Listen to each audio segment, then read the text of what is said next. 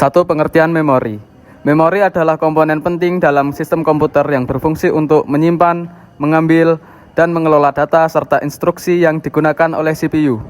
Memori menyimpan data dalam bentuk bit 0 dan 1 sehingga dapat diproses oleh sistem komputer. Yang kedua, cara kerja memori. Memori bekerja dengan prinsip baca dan tulis. Write untuk CPU dapat menyimpan data ke memori. Read itu berguna untuk CPU mengambil data dari memori. Data disimpan pada alamat memori tertentu sehingga CPU bisa mengaksesnya dengan cepat saat diperlukan. Yang ketiga, fungsi utama memori. Fungsi memori dalam komputer terbagi menjadi 4 hal. Yang pertama, menyimpan data dan program. Yang kedua, menyimpan sistem operasi dan aplikasi. Yang ketiga, penyimpanan sementara saat komputer bekerja. Yang keempat, mendukung kinerja CPU agar proses lebih cepat. 4. Jenis-jenis memori. Berikut beberapa jenis memori di dalam komputer. Yang pertama, RAM. Berfungsi sebagai memori utama komputer, menyimpan data sementara saat program berjalan, dan data akan hilang saat komputer dimatikan. Yang kedua, ROM. Berfungsi untuk menyimpan instruksi permanen dan digunakan untuk proses booting komputer. Yang ketiga, cache memory. Memori sangat cepat, menyimpan data yang sering digunakan CPU, dan membantu meningkatkan performa komputer. Yang kelima, virtual memory. Virtual memory adalah memori tambahan dari hard disk yang digunakan ketika RAM penuh. Fungsinya yaitu membantu sistem tetap berjalan, menambah kapasitas memori secara sementara. Yang keenam adalah register. Register adalah memori paling kecil dan paling cepat yang berada di dalam CPU. Fungsinya ialah menyimpan data sementara saat proses berlangsung, mempercepat eksekusi instruksi CPU. Nah, yang terakhir, yang nomor ketujuh, cara CPU mengakses memori.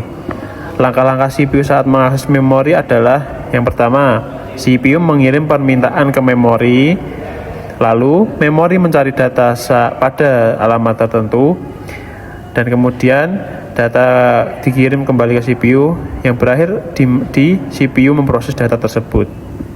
Input, output. Pertama kita mulai dari input. Input itu sebenarnya sederhana, yaitu proses ketika kita masukkan data atau perintah ke dalam komputer.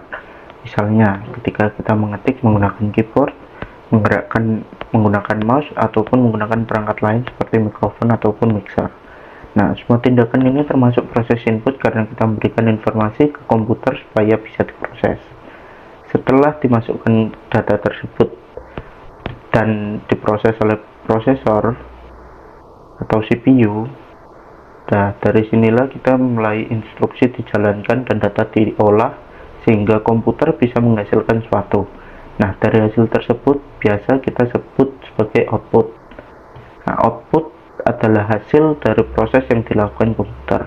Contohnya seperti tampilan di monitor, hasil dari cetakan printer, atau suara dari speaker. Jadi output ini adalah informasi yang akhirnya bisa kita lihat atau dengar. Nah, selain itu ada juga beberapa teknik komunikasi I/O seperti pemrogram I/O, interrupt, driven I/O, dan DMA atau Direct Memory Access. Teknik-teknik ini digunakan supaya proses pengiriman data antar perangkat dan komputer bisa berjalan lebih cepat dan efisien.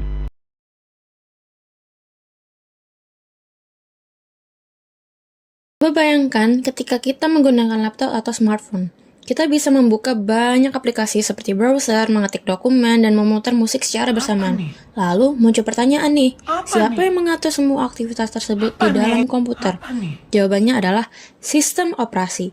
Sistem operasi adalah perangkat lunak yang mengontrol jalannya program dan mengatur seluruh sumber daya komputer seperti prosesor, memori, dan perangkat input-output.